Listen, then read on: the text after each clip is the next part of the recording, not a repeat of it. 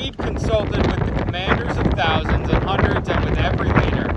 And David said to all the assembly of Israel, if it seems good to you, and if it is of Yahweh or Elohim, let us send out to our brothers everywhere who are left in all the land of Israel, and with them to the priests and Levites who are in their cities of their open lands, and let them be gathered to us. And let us bring the ark of our Elohim back to us, for we sought him not since the days of Shaul. And all the assembly agreed to do so, for the matter was right in the eyes of all the people. So David assembled all Israel from Shehor in Mitzrayim to as far as the entrance of Hamath, to bring the ark of Elohim from Kiriath Yearim. And David and all Israel went up to Baalah, to Kiriath Yearim of Yehuda, to bring up from there the ark of Elohim Yahweh, who dwells between the cherubim, where the name is called on. And they placed the ark of Elohim on a new wagon from the house of Abinadab, and Uzzah and Ayo were leading the wagon. And David and all Israel were playing before Elohim with all their might, and with songs, and with lyres, and with harps, and with tambourines, and with cymbals, and with trumpets. And when they came to the threshing floor of Kidon, Uzzah put out his hand to hold the ark, for the oxen stumbled. Then the wrath of Yahweh burned against Uzzah, and he struck him because he put his hand to the ark, and he died there before Elohim. And David was displeased because Yahweh had broken out against Uzzah. Therefore that place is called Peretz Uzzah until this day. And David was afraid of Elohim that day, saying, how shall I bring the ark of Elohim to me? So David did not take the ark with him into the city of David, but took it aside into the house of Obed-Edom the Gittite. And the ark of Elohim remained with the household of Obed-Edom in his house 3 new moons, and Yahweh blessed the house of Obed-Edom and all that he had. Okay, beautiful. First of all, we're at this awesome lake, Birch Lake. You might recognize it from baptisms. Maybe you personally were baptized here. We have baptized 5 people here, 4 or 5 people.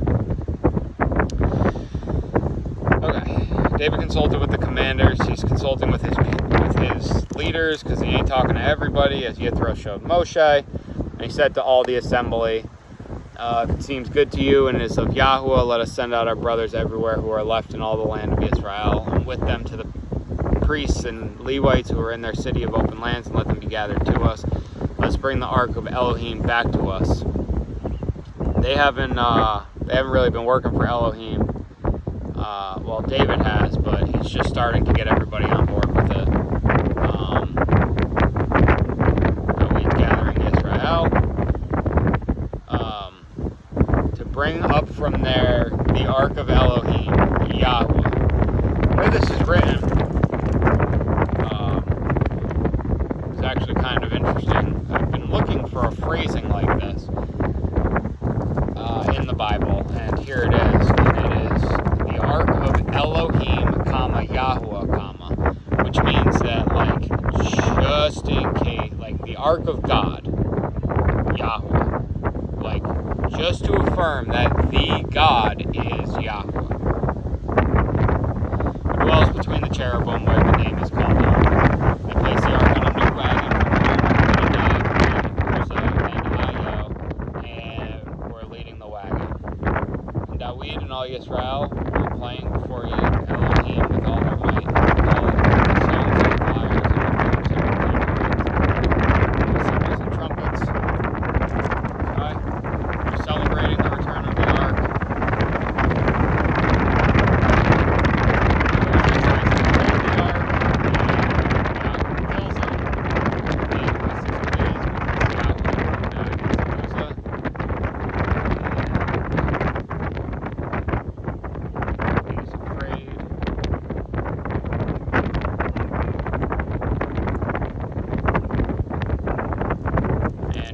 Blesses where David leaves the ark. He's like, David's like, I don't want to become like Uzzah. How am I gonna hold the ark? And so he left the ark where they had it.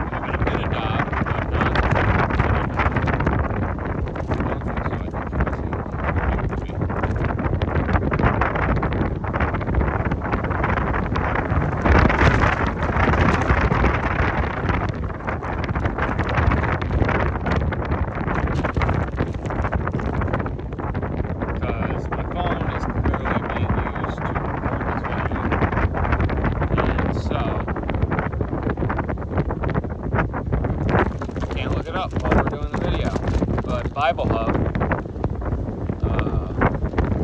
or YouVersion Bible. Great resources. Chapter 14. And Hiram, sovereign of Sor, sent messengers to Dawid and cedar trees with stonemasons and carpenters to build him a house. And Dawid knew that Yahuwah had established him as sovereign over Israel, for his reign was highly exalted for the sake of his people Israel. And Dawid took more wives in Jerusalem, and Dawid brought forth more sons and daughters. And these are the names of his children whom he had in Jerusalem: Shemuah and Shobab, Nathan and Shalomo, and Yabar, and Elishua, and Elpelet, and Noga, and Nepheg, and Yaphia, and Elishama, and Baaliada, and Eliphalet. And when the Philistines heard that Dawid had been anointed sovereign over all Israel, all the Philistines went up to seek Dawid. And Dawid heard and went out against them. And the Philistines came and made a raid on the valley of Rephaim. And Dawid inquired of Elohim, saying, Do I go up against the Philistines, and shall you give them into my hand? And Yahuwah said to him, Go up, and I shall give them into your hand. And they went up to Baal Peretzim, and Dawid struck them there.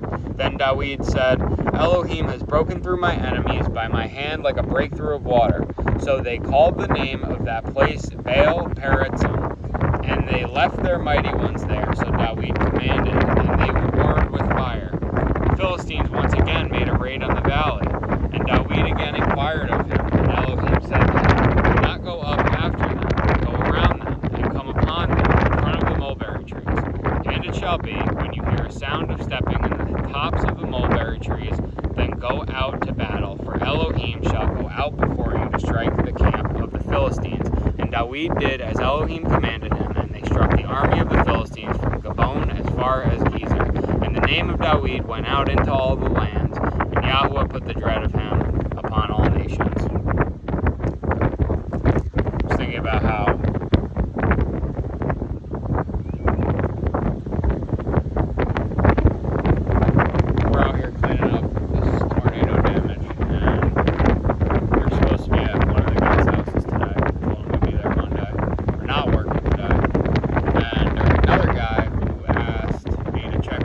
at the end of the day, which I did not do. And then there was a county official who asked me to make sure that we told him when it was the last load, which we did. And so why am I serving the county and not the people? And my hierarchy is just so messed up. And Yahweh was also trying to get me not to swear. So Yahweh realigned me. Fairly messing things up.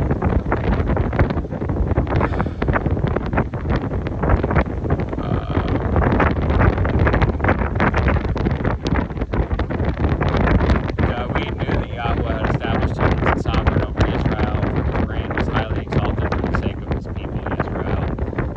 And Dawid took more wives in Jerusalem, and Dawid brought forth more sons and daughters. Let that be a lesson as itself. Know that Yahweh has established you where you are, and do what you're supposed to do. And wives are a reward of that. When the Philistines heard that Dawid had been anointed sovereign over all Israel, all the Philistines went up to seek Dawid, and Dawid went out against them, and the Philistines came and made a raid on the valley of Rephaim. More war. Dawid inquired of Elohim, saying, Do I go up against the Philistines? Ask Yahuwah what you're going to do, if it's his will or if it's your will. And Yahuwah said, Go up, and I shall give them into your hands. And they went out, and Dawid struck them at Baal Peretzim. And Dawid said, Elohim has broken through my enemies by my hand like a breakthrough of water. So they called the name of that place Baal Peretzim, which must mean breakthrough of water. And they left their mighty ones there, so David commanded, and they were burned with fire. And the Philistines once again made a raid on the valley. And again inquired of Elohim and said to him, Do not go up after them, go around them, and come upon them in front of the it shall be, when you hear a sound of stepping in the tops of the mulberry trees, then go out to battle. For Elohim shall go out before you to strike the camp of the Philistines. So a new plan. And this is important too, because Yahweh changes his plan. Yahweh does not change, but he changes his plan. So, yes, you can strike them. Here's how you strike them.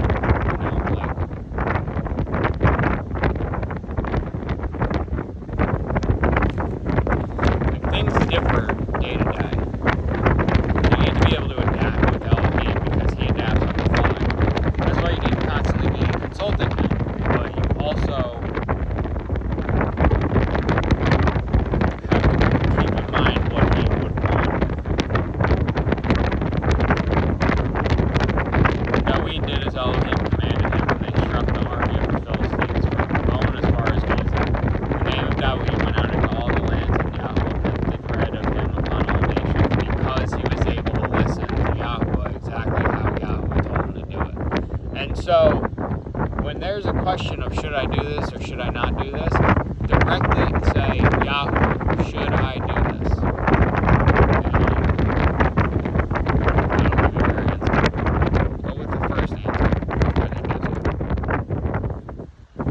And he built houses for himself in the city of David, and he prepared a place for the ark of Elohim and pitched a tent for it. And David said, no one is to lift the ark of Elohim but the Levites. For Yahweh has chosen them to lift the ark of Elohim and to serve him forever. And David assembled in Israel at Jerusalem to bring up the ark of Yahweh to its place, which he had prepared for it. And David gathered the children of Aaron and the Levites, of the sons of Kohath, Uriel the chief, and 120 of his brothers, of the sons of Merari, Asaiah the chief, and 220 of his brothers, of the sons of Gershom, Joel the chief, and 130 of his brothers, of the sons of Elitzaphan, Shemaiah the chief, and 200 of his brothers, of the sons of Hebron, Eliel the chief, and 80 of his brothers, of the sons of Uzziel, Aminadab the chief, and 112 of his brothers.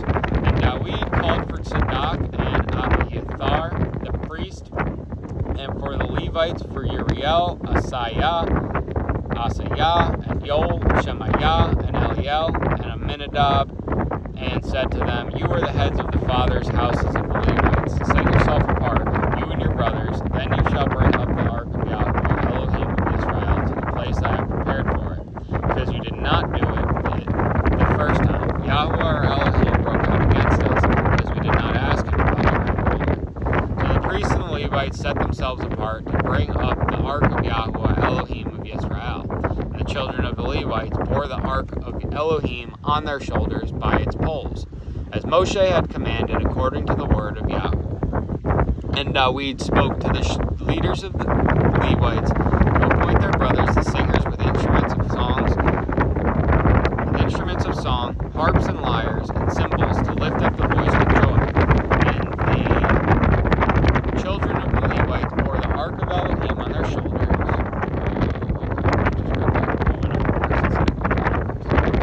17. And the Levites appointed Heman, son of Joel, and his brothers, Asaph, son of Berechiah, and of their brothers, the sons of Merari, Ethan, son of Cushayahu, and with them their brothers of the second rank, Zechariah, Ben, and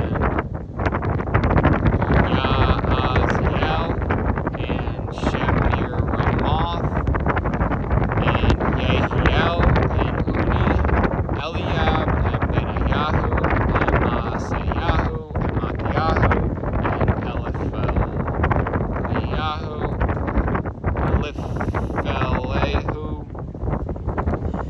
and Mikneyahu, and Obed-Edom, and Yehiel, the gatekeepers, and the singers Heman, Asaph, and Ethan were to sound the cymbals of bronze.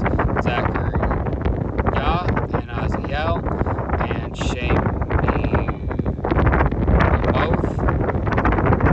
and Yael, and Uni, and Eliab, and Maaseyahu, and Benayahu, with harps according to Alamoth, and Mattiyahu, Eliphelayahu and Mikneyahu and Obed-Edom and Yeiel and Aziyahu to lead the lyres on the sheminth. And Canaan-Yahu, leader of the Levites in song, instructed in the song because he was skilled. And Barak-Yahu and Elkanah were doorkeepers for the ark. And Shaban-Yahu and Yehoshaphat and Nathaniel and Amasai and Zachariahu and Benayahu and Eleazar, the priests, were to blow the trumpets before the ark of Elohim. And Obed-Edom and Yehiah were doorkeepers for the ark. And it was Dawid and the elders of Israel and the commanders over thousands who went to bring up the ark of the covenant of Yahweh from the house of Obed-Edom with joy. And it came to be, when Elohim helped the Levites who bore the ark of the covenant of Yahweh, that they slaughtered 7 bulls and 7 rams. And Dawid was dressed in a robe of fine linen, as were all the Levites who bore the ark. The singers, and Cananiah, the leader of the service with the singers, and Dawid wore a linen shoulder garment. So all Israel brought up the ark of the covenant of Yahweh with shouting and with the voice of a shofar, with trumpets and with cymbals, sounding with harps and lyres. And it came to be, as the ark of the covenant of Yahweh came to the city of Dawid, that Michal, the daughter of Shaul, looking through a window, saw sovereign Dawid dancing and playing, and she despised him in her heart. So, I want to point out here, and the children of the Levites bore the ark of Elohim on their shoulders by its poles, as Moshe had commanded according to the word of Yahweh. So, put his hand out to hold the ark, for the oxen stumbled.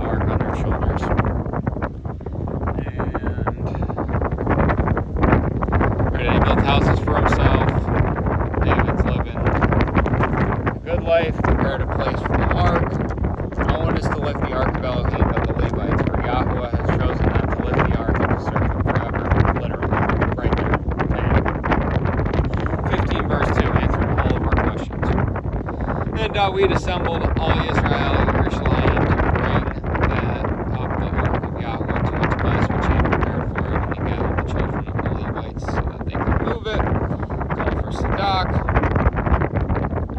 You who are the heads of the fathers' houses of the Levites, set yourself apart, and your brothers, and you shall bring up the ark of Yahweh. Set yourselves apart as in, like, make yourselves clean, put your robes on, and do what you got to do to get this ark up here. Because you did not do it the first time Yahweh broke out against us, because we did not ask him about the ram woman. So even David doesn't fully know the Torah at this point. And the kings had to have copies of the Torah. They were supposed to, at least. And the other way that people got the Torah was the Sukkot. That you read the Torah, at the Sukkot. We'll talk about that later. Now everybody's got the Torah. That's Deuteronomy 6, is it? 16.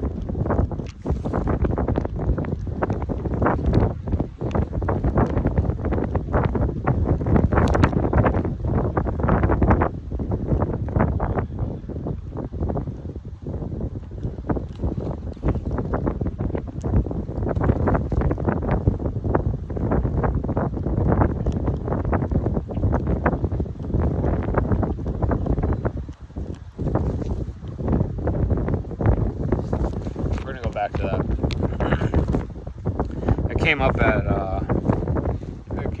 the FOB in discussion. A lot of generations here, and all the people who played the instruments, the bandmates, and Daweed gets dressed in fine linen.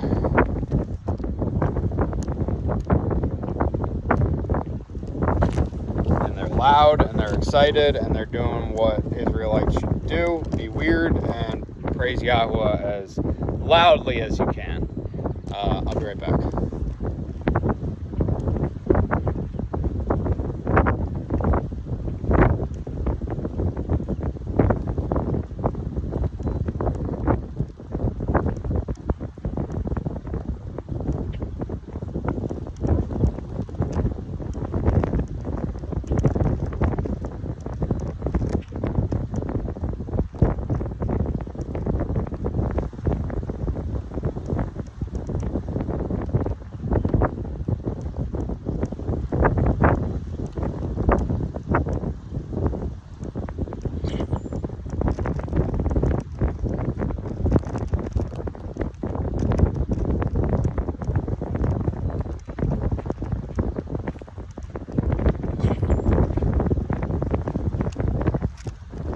Dry trees, had to take care of them. Now we're going into John. A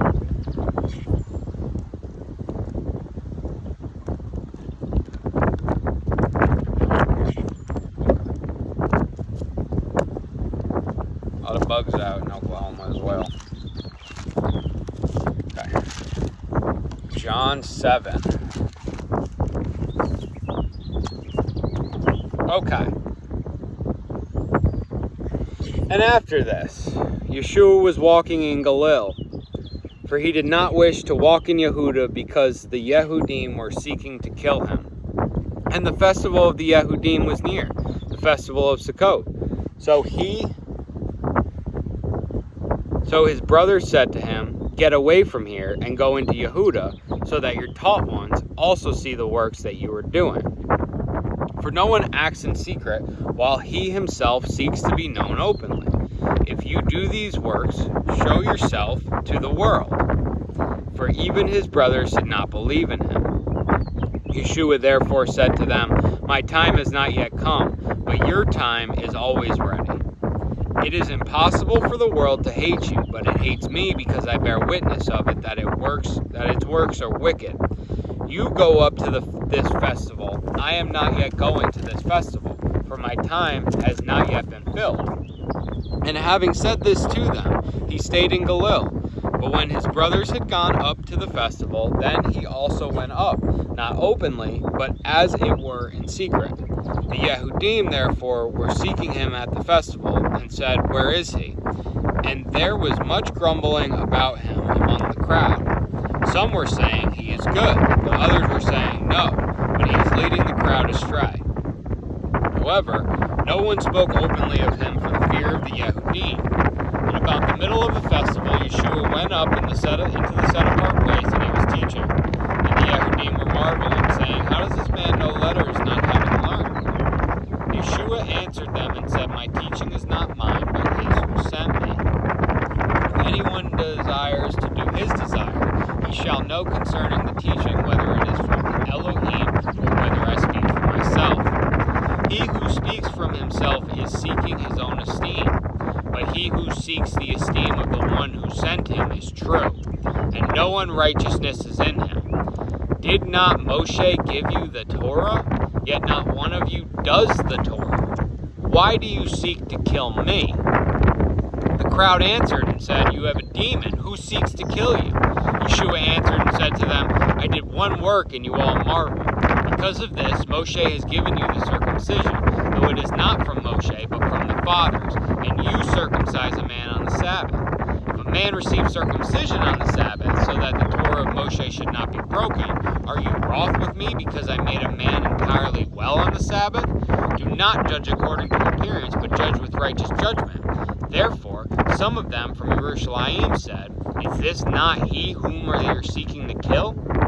And see, he speaks boldly, and they say none at all to him. Could it be that the rulers truly this is truly the Messiah, but we know where this one is from. And when the Messiah comes, no one knows where he is from. Yeshua therefore cried out in the set-apart place, teaching and saying, You both know me, and you know where I am from, and I have not come of myself, but he who sent me is true, whom you do not know. But I know him, because I am from him, and he sent me. So they were seeking to seize him, but no one laid a hand on him, because his hour had not yet come. And many of the crowd believed in him, and said, When the Messiah comes, shall he do more signs than these which this one did? The Pharisees heard the crowd muttering these matters concerning him, and the Pharisees and the chief priests sent officers to seize him. Therefore Yeshua said to them, Yet a little while I am with you, then I go to him who sent me. You shall seek me, you shall not find me, and where I am you are unable to come. The Yehudim therefore said to themselves, Where is he about to go that we shall not find him? Is he about to go to the dispersion among the Greeks, and to teach the Greeks? What is this word which he said, You shall seek me, and shall not find me? And where I am you are unable to come. And on the last day, the great day of the festival, Yeshua stood and cried out, saying, If anyone thirsts, let him come to me, and let him who believes in me drink. As the scripture said, Out of his innermost shall flow rivers of living water. And this he said concerning the Spirit, which those believing in him were about to receive. For the set-apart Spirit was not yet given, because Yeshua was not yet esteemed. Many from the crowd, when they heard the word, then said, This truly is the prophet. Others said, This is the Messiah. But others said, Does the Messiah then come out of Galilee? Did not the scripture say that the Messiah comes from the seed of David and from the village of Bethlehem where David was? So a division came about among the people because of him. And some of them wished to take him, but no one laid hands on him. The officers therefore came to the chief priests and Pharisees and said to them,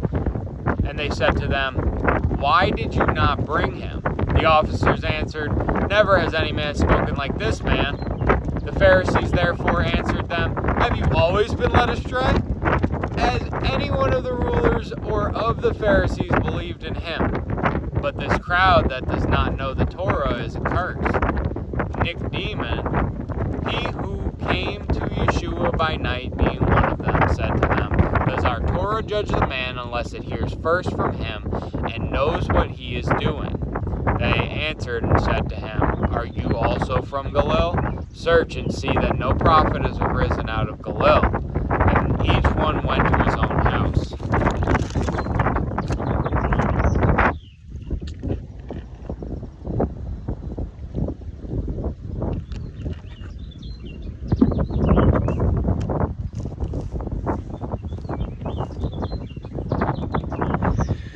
Back to the top.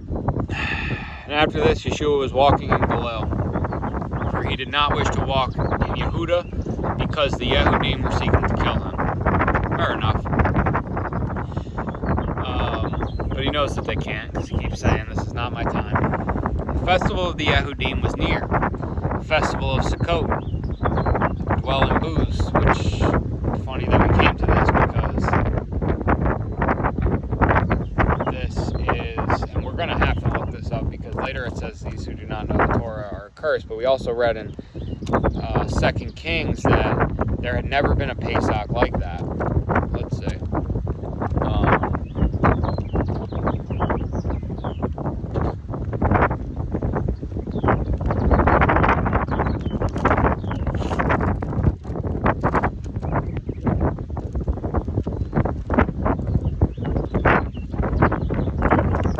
Deuteronomy 31.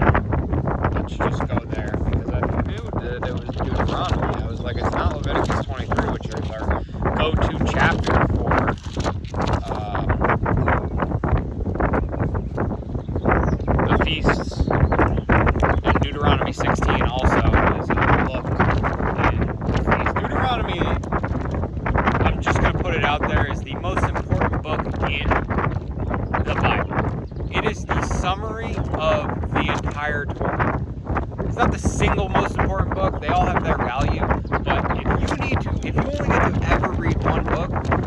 let it be Deuteronomy. And then read the rest of the other 65 books, because they're important.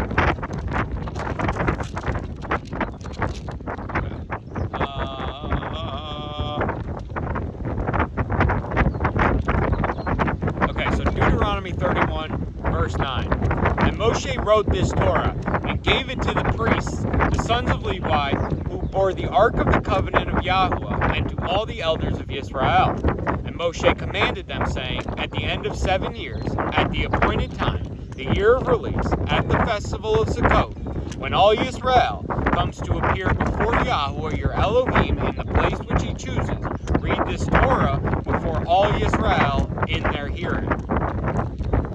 Assemble the people, the men and the women, and the little ones, and your sojourner who is within your gates, so that they hear and so that they learn to fear Yahuwah your Elohim, and guard to do all the words of this Torah. This is how you teach people the Torah.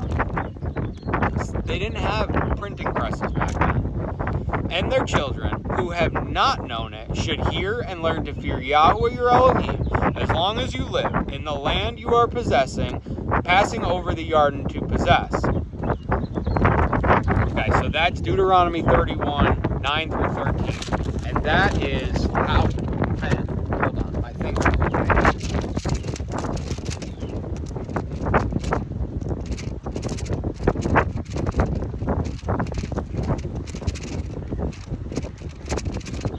Still get to listen to the wind, and it's not exactly decorated. Oh, the camera fell. The physical world is not doing well for me in the past, I don't know, since Friday. I don't know if I fucked something up. Excuse me, see, there's my swearing again. Probably my swearing. Probably not supposed to be swearing. I don't know if I messed something up with the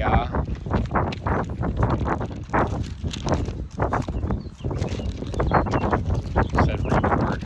I shall read the word. Okay, going back to the word. People are supposed to know the Torah. We'll get a little bit in there. And the children who have not heard the Torah. So anybody under 7 may not have heard the Torah, or you heard it on at year 1, and now you're 8, and you're really just starting to begin to get it. But by 14, 15 years old, you've heard it twice, and so you're getting the effect of it. Is the idea. But people need to do that and execute on it. Okay, we're at the festival of Sukkot at this point, verse 3. So his brothers said to him, get away from here and go into Yehuda, so that your taught ones also see the works that you are doing. For no one acts in secret while he himself seeks to be known openly. If you do these works, show yourself to the world. So this is his brothers saying to Yeshua, if you want people to know what you're doing, you have to show them what you're doing. And while this is true, and especially verse 4, it's like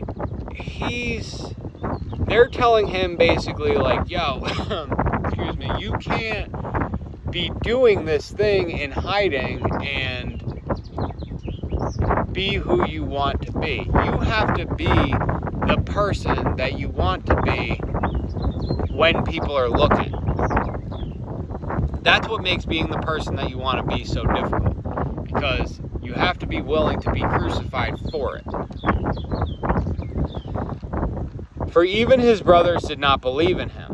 Yeshua therefore said to them, my time has not yet come, but your time is always ready.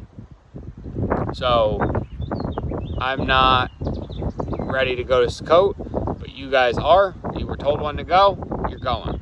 It is impossible for the world to hate you, but it hates me because I bear witness of it that its works are wicked. Look, y'all are of the world. How did John once say it? He was in the world, and the world came to be through him, and the world did not know him.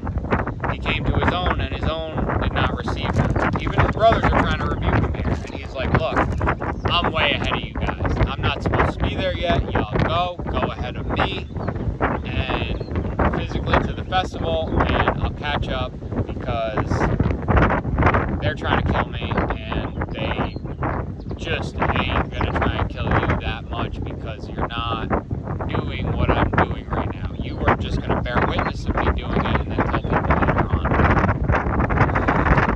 And I bear witness of it that it's worse or wicked. I mean, that's just the Pharisees trying to kill him. And RWTC trying to make themselves better. They're keeping the word for themselves and not sharing it. They're not teaching the people. You know, when people need to be taught, people need to be taught. And it's, you know,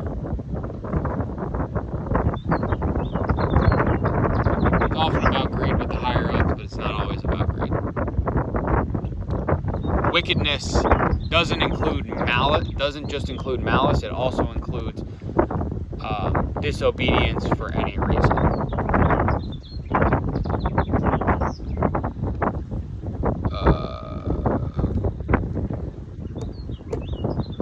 All the bugs.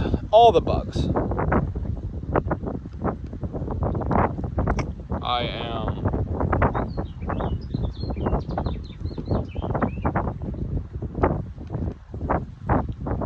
disobedient at times myself, and I know that when you want something, being disobedient does not help you get it. And even if something's right in front of you, and you're like, well, is this the thing that I'm supposed to have? It's like when Yahweh puts something in front of you, go get it.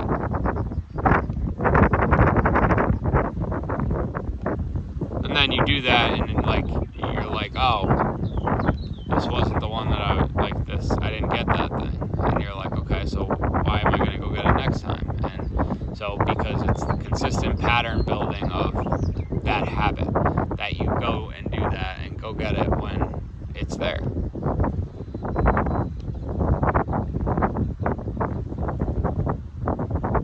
You go up to this festival. I am not yet going up to this festival, for my time has not yet been filled.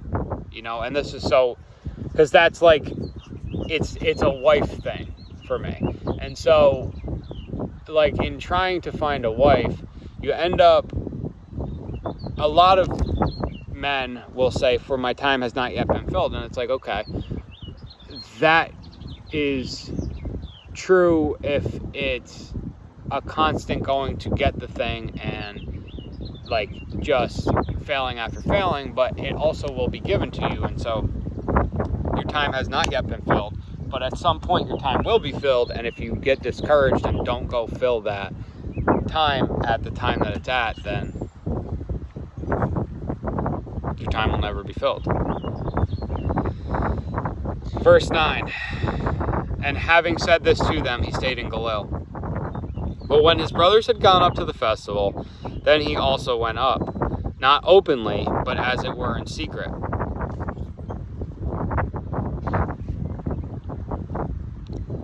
Which they're pointing out for a reason here. Don't do it in secret.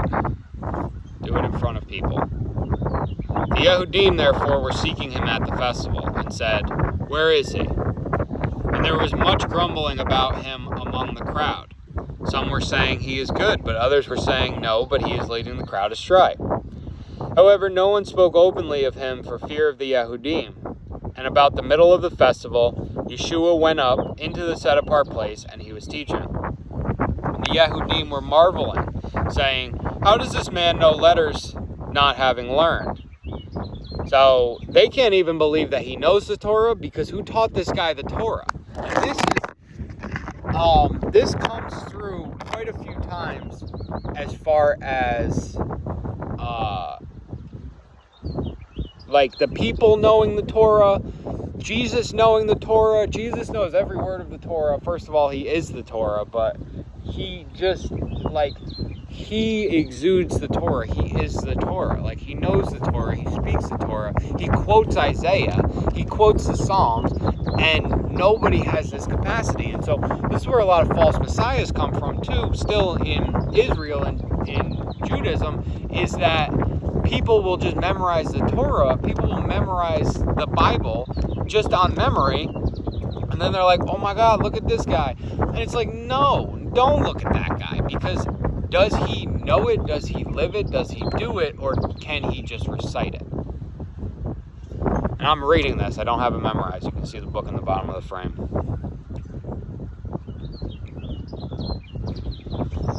The Yehudim were therefore seeking him at the festival and said, where is he?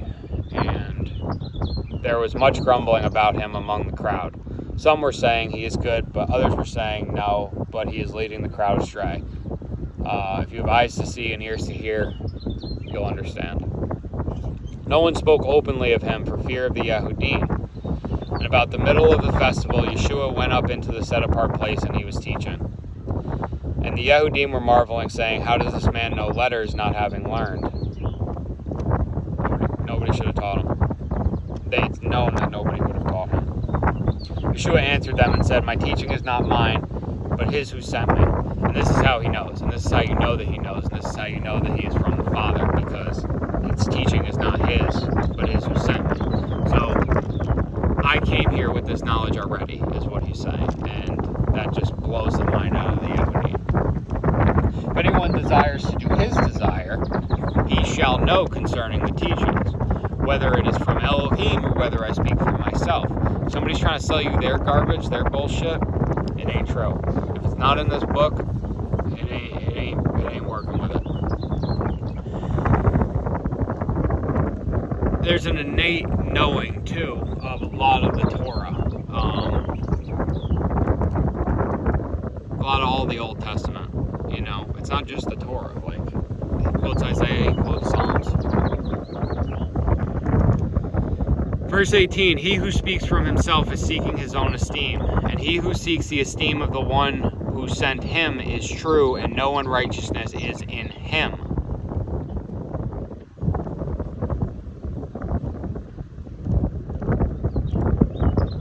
Going back to, you seek the witness of men, and I bear the witness of Elohim, of one greater, you know. So this is it. He who seeks the esteem of himself, but he who seeks the esteem of one who sent him is true, and no unrighteousness is in him. Did not Moshe give you the Torah? Yet not one of you does the Torah. Why do you seek to kill me? Moshe gave you the Torah. I mean, I could do a whole hour on this one verse, John 7:19. Did not Moshe give you the Torah, yet not one of you does the Torah? You have the information and you don't act on it. You're not giving it to the people. You're not loving the people. You don't desire to do it. You're doing it as a formality. You're using it as chains and bindings to keep people in their place and increase your own power. Why do you seek to kill me? Why do you have this information? You have the Torah. You have the ability to have the heart condition, and yet you're doing evil with it. The crowd answered and said, you have a demon who seeks to kill you. They're like, what are you talking about, bro? You're crazy. Gaslighting him 2,000 years ago. Yeshua answered and said to them, I did one work and you all marvel. It's like, you guys, I could snap my fingers and fix all of this. I do one work, one time. I preach.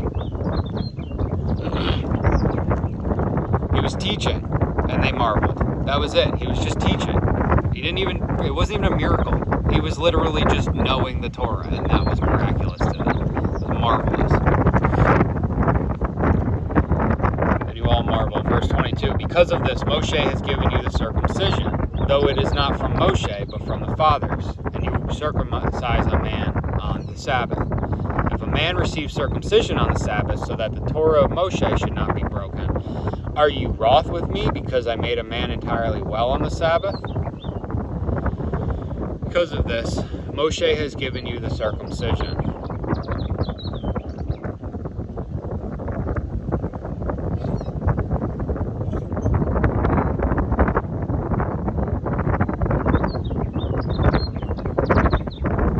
Circumcision's from Abraham, not Moses.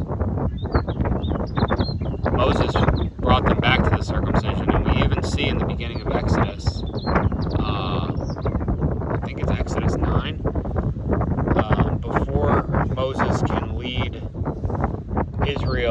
out of Egypt, he has to circumcise his son, and then he can lead Israel out of Egypt.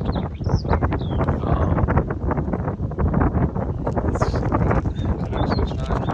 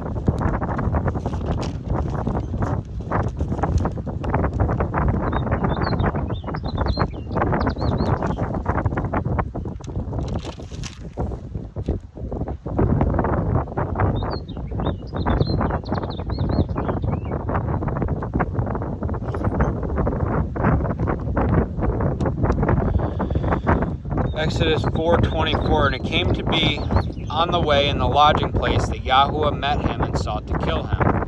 And Zipporah took a sharp stone, Zipporah, Moses's wife, Moshe's wife, and cut off the foreskin of her son and threw it at his feet and said, "You are indeed a bridegroom of blood to me." So he let him go. Then she said, "You are a bridegroom of blood because of the circumcision." Exodus 4:24-26. So what's going on there is that is the covenant. He's like, yo, you can't be having uncircumcised people if you're going to go do this work for me. And so Moses has given you the circumcision. Moses brought it forth unto you, the covenant of the circumcision, but it is from Abraham and through Isaac and through Jacob. And you circumcise a man on the Sabbath because it's that important to do it on the Sabbath. I'm banging on the table and the phone's falling. It wasn't me the first couple times. So if you can keep the circumcision, the physical action of obeying Yahuwah on the Sabbath, then why can't you obey the spiritual aspect by healing a man on the Sabbath? That's more important, is loving God and loving your neighbor. Verse 24, do not judge according to appearance, but judge with righteous judgment. Who is righteous? Therefore, some of them from Jerusalem said, is this not he whom they are seeking to kill? What's going on here? And see, he speaks boldly. And they said none at all to him. Could it be that the rulers truly know that this is truly the Messiah? They're trying to kill him. They're right there. He's right here, and nobody's doing anything? What's going on? But we know where this one is from. And when the Messiah comes, no one knows where he is from. Yeshua therefore cried out in the set-apart place, teaching and saying, you both know me, and you know where I am from. And I have not come of myself, but he who sent me is true, whom you do not know. But I know him because I am from him, and he sent me. So they're like, we know physically where he's from, and we'll get into the Galil part shortly, but they're like, we know physically from him where he's from, and nobody knows where he's from.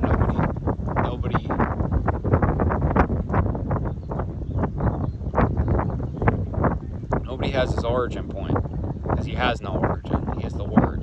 In the beginning was the light. Elohim said, let there be light. We get the sun later on in day 4. In the beginning, on the first day, day 1, let there be light. going to get to that tomorrow, or a couple days from now. The light. I got a good word on that. A man named Kosher Guy does some real deep Bible searches. Praise Yahweh.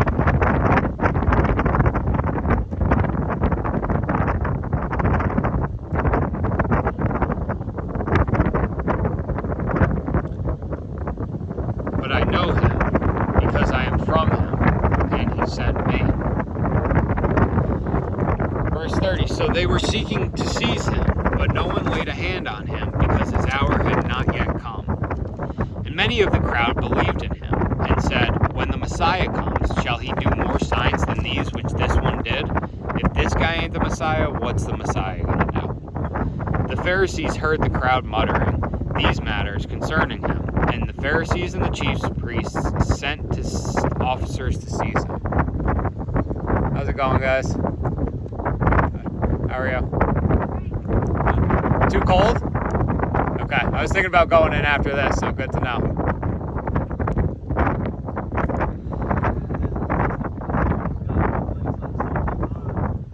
Okay, but the water's not 61, is it? Is there a temperature? There's a thermometer? Okay. Okay. I didn't realize that. Alright, well, build a fire or something.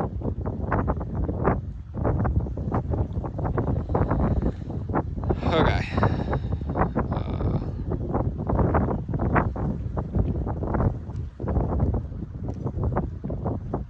Verse 32, because I fumbled that. There were a couple kids hanging out at the lake, which is apparently cold, so that means that I'm not going in.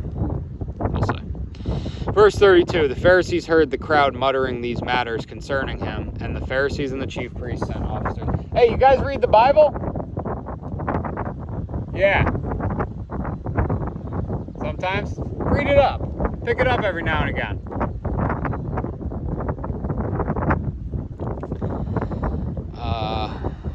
Sent officers to seize him. Therefore Yeshua said to them, yet a little while I am with you. Then I go to him who sent me.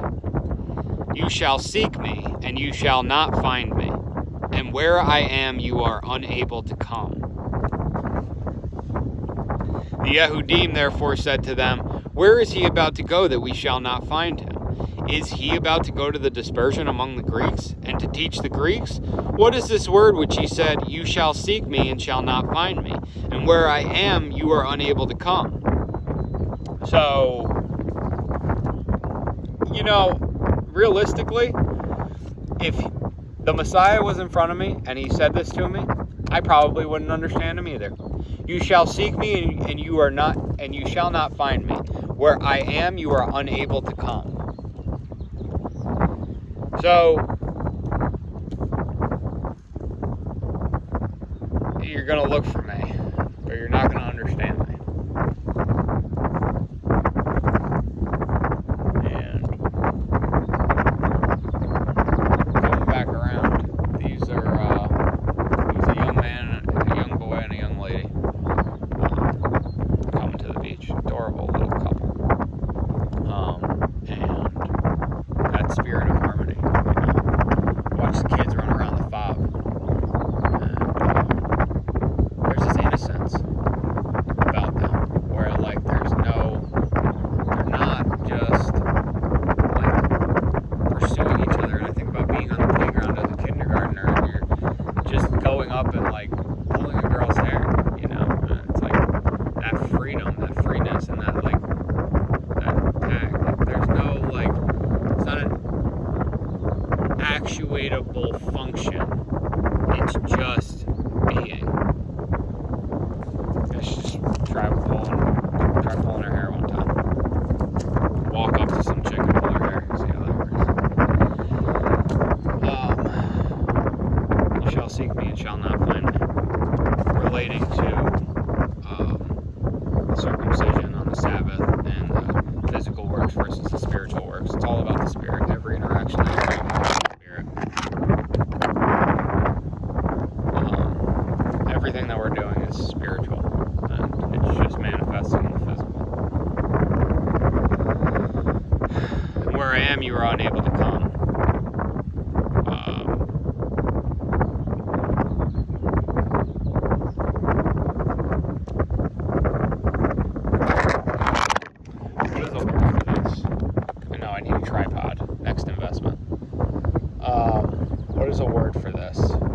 not going to say heaven, but like alignment, spiritual alignment with the Father.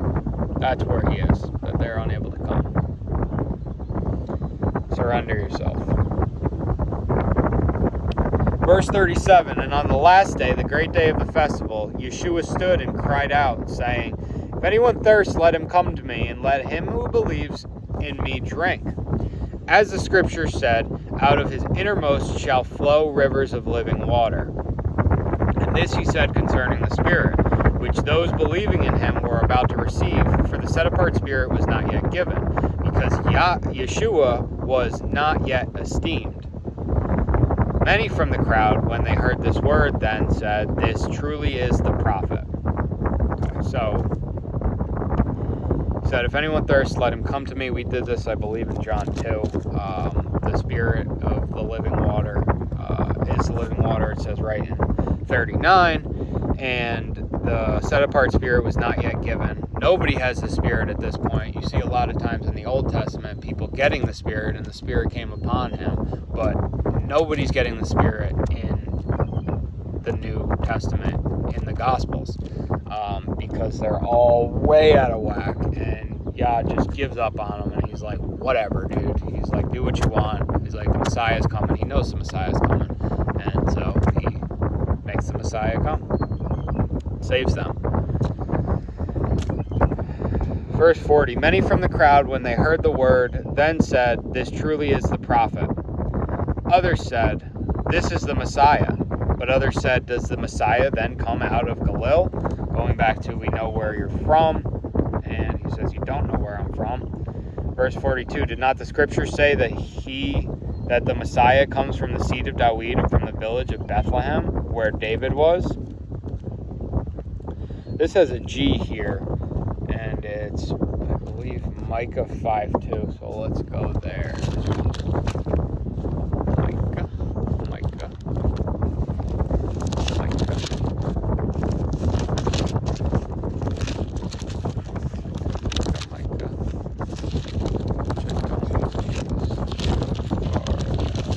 I'm actually going to look this up.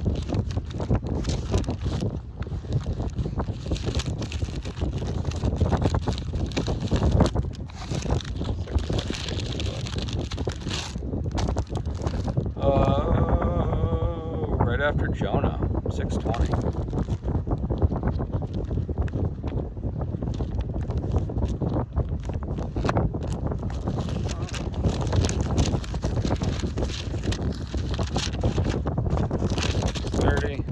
Really difficult to turn pages when the wind is working against you.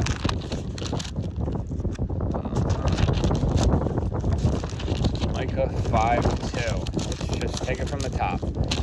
Micah chapter 5. Now you are raided, O daughter of raiders. A siege has been laid against us. They strike the judge of Israel with a rod on the cheek. But you, Bethlehem Ephrathah, you who are little among the clans of Yehudah, out of you shall come forth to me the one to become ruler in your Israel, and his comings forth are of old from everlasting. So he's of Bethlehem, and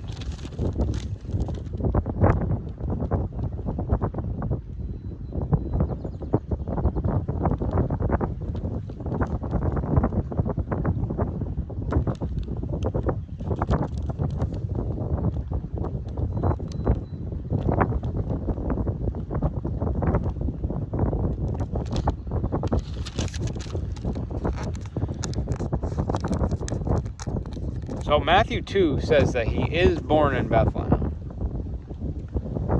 And then Matthew 2 verse 1, and Yeshua having been born in Bethlehem of Yehudah in the days of Herodes the sovereign, see, Magi from the east came to Jerusalem, saying, where is he who has been born sovereign of the Yehudim? For we saw his star in the east and have come to do reverence to him. Okay, so the Magi see the star over Bethlehem, and he is born in Bethlehem, which we all know. And then verse 22, but hearing that Archelaus was reigning over Yehuda instead of his father Herodas, he was afraid to go there. And having been warned in a dream, he departed to the parts of Galilee, and came and dwelt in a city called Nazareth, thus to fill what was spoken by the prophets, he shall be called a Nazarene. So this is Joseph. You can read Matthew chapter 2, and we will eventually. But this is Joseph having moved Yeshua throughout the Middle East, into Egypt, and into all parts of Israel for the safety of Yeshua. Verse 19. And Herodas having died, see, a messenger of Yahuwah appeared in a dream to Joseph in Mitzrayim, saying, Arise and take the child and his mother, and go into the land of Israel, for those seeking the life of the child are dead. And rising up, he took the child and his mother, and came into the land of Israel. But hearing that Archelaus was reigning over Yehuda instead of his father, Herodas, he was afraid to go there. And having been warned in a dream, he departed to the parts of Galilee, and came and dwelt in a city called Nazareth, thus to fill what was spoken by the prophets, that he shall be called a Nazarene. So that is Isaiah 11:1, which we will go to. Thanks, footnotes. Thanks, ISR, for footnotes, because we haven't gone there yet. And I'm not somebody who memorizes the whole Bible. So that's weird and not prophetic. Isaiah 11:1, and a rod shall come forth from the stump of Yeshai, and a sprout from his roots shall be fruitful. What?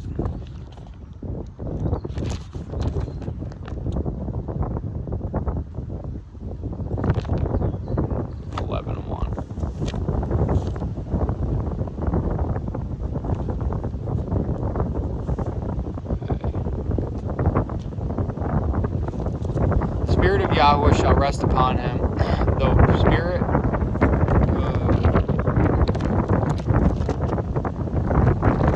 of wisdom and understanding, the Spirit of counsel and might, the Spirit of knowledge and of the fear of Yahweh.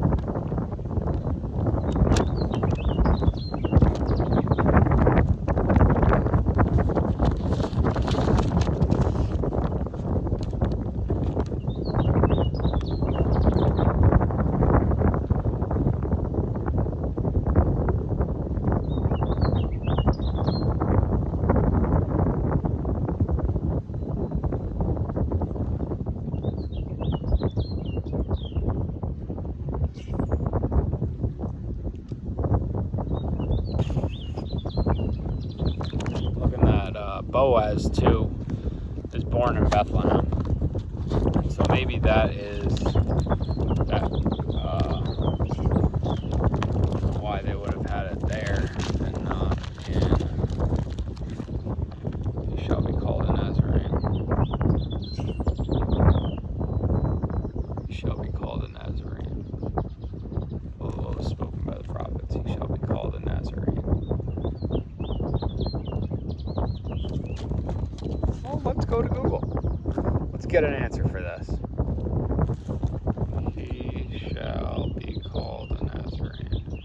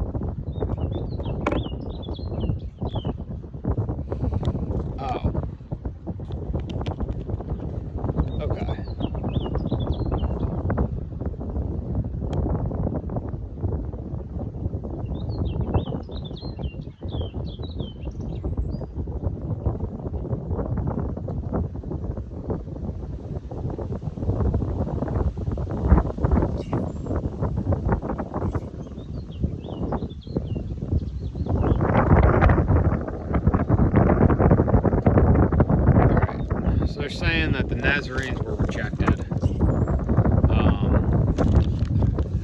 I get now Isaiah 11:1 too. Actually, just need Google's help. Because there's a footnote there that says Hebrew Netzar, which is, I just didn't put together that it was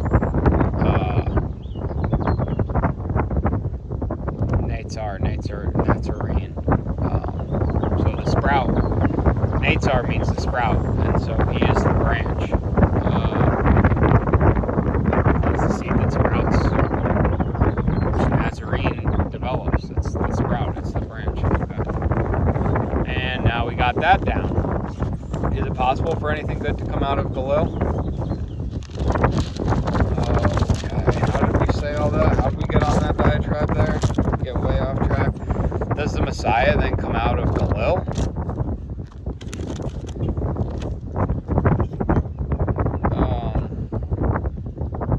So this is wordplay because Yah's funny. Does not the scripture say that the Messiah comes from the seed of David? And from the village of Bethlehem where David was, which indeed he did. And he also came out of Galil because semantically he moved to Nazareth and came out of Galil. So like his first entrance back, although he was born in Bethlehem, his first coming out in Israel is from Nazareth, which is, let's see if we can put Nazareth in as that word sprout there. See how it makes sense. And a rod shall come forth from the stump of Yishai, and a Nazarene from his roots shall be fruitful. And a branch from his roots, and his branch from his roots shall be fruitful. A Nazarene from his roots. Yeah, there we go. Makes sense in Hebrew, but we lose a lot of that in the English translation. So not only do we have to read the Torah, we also have to fully understand the context of the writing of the Torah or the Bible before we can even get into the English part. There's so much going on here, and I think that we take that scale into our human mind and we get lost in it. It gets lost on us, and we also lose a lot of the concordance. Man, they just have this whole freaking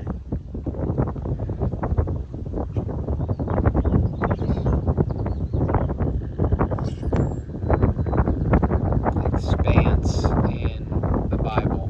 I say they, God. Like, just the vastness of the universe alone. Like, picture in your mind, like, just all the solar system. Just like the planets that we know. Let's assume that is, we're not going to go into flat Earth and all of that stuff, which is not here or there, but let's just take the regular world as we're told it is, and the size of that. I mean, even anybody who's driven across the country, like, you can just go and go and go and go and go, and there's different parts of the world, and you just, like, the scale of all of this working in harmony together all at once that you need to have the right people at the right place at the right time, and the Father's working all of that in tandem at once and moving properly. And that's why it's so important to stay in the Spirit and to do your job in that and to serve Yahuwah, because you just don't know what role you're supposed to be playing, what role you are playing in the next part of the motion going. Even if you don't get what you want, you have to do what Yahweh tells you to do. Okay. Excuse me. Verse 44. And some of them wished to take him, but no one laid hands on him. The officers therefore came to the chief priests and Pharisees, and they said to them, Why did you not bring him? The officers answered, "Never has any man spoken like this man." The Pharisees therefore answered them, "Have you also been led astray? Has any one of the rulers or of the Pharisees believed in him? But this crowd that does not know the Torah is accursed." And this is where we get that. They were supposed to be being told the Torah. We read in 2 Kings that they'd never done a Pesach like that because they had to dig the Torah out of the rubble, and the kings didn't even have the Torah. And so the officers therefore came to the chief priests and Pharisees, and they said to him, "Why did you not bring him?" The officers answered, "Never has any man spoken like this man." They're like, "We don't know what to do. We can't take this man out. He's got authority over us." Clearly he does. It's the Spirit, the Holy Spirit, speaking over them. Praise Yahweh. The Pharisees therefore answered them, "Have you also been led astray? Has any one of the rulers or of the Pharisees believed in him? But this crowd that does not know the Torah is accursed." They're just like, "Y'all don't know what you're talking about. Y'all are, we don't believe in him, so who cares? He's not better than us, and so y'all are just, like, y'all are dumb." Again, gaslighting them. Nicodemus, who came to Yeshua by night, being one of them, said to them, "Does our Torah judge the man unless it hears first from him and knows what he is doing? We have trials, and we're not going to just kill this man just because." Yo, that was literally 2 spiders there. Yo, that spider's actually, like, floating in the air.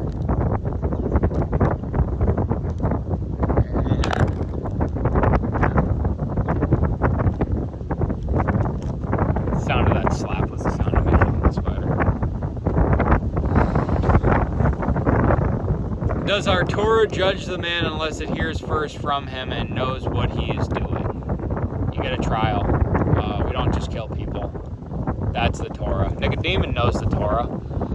Apparently the Pharisees know the Torah and they just don't understand it. Like, it's weird. You see some people throughout this using the Torah for good, and then some people that just are, like, they're literally just doing it for power, and they don't even understand that there is a God.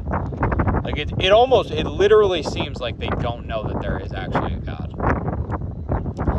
52, they answered and said to him, "Are you also from Galil? Search and see that no prophet has risen out of Galil." And each one went to his own house. Are you also from Galil? What do you sympathize? Would you grow up with this guy? You got a reason to back him up? Do you know him? Do you have something that we don't? Search and see that no prophet has risen out of Galil. Do your homework, homie. This guy ain't one of us. And they were right. He ain't one of us. Better than them. And Yeshua must have felt quite alone in all his works.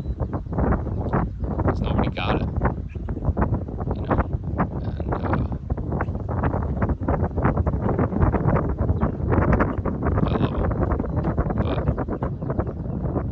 But I don't know that I love Yeshua, but I don't know that I would have even recognized him if he was standing right before me.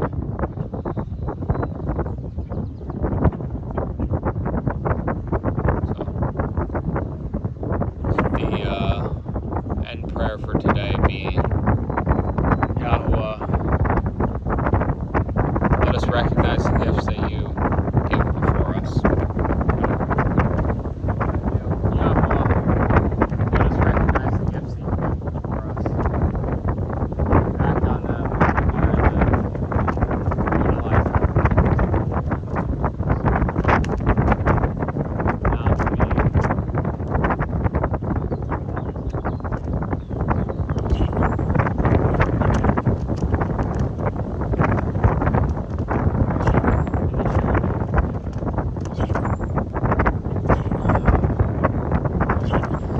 bless you guys.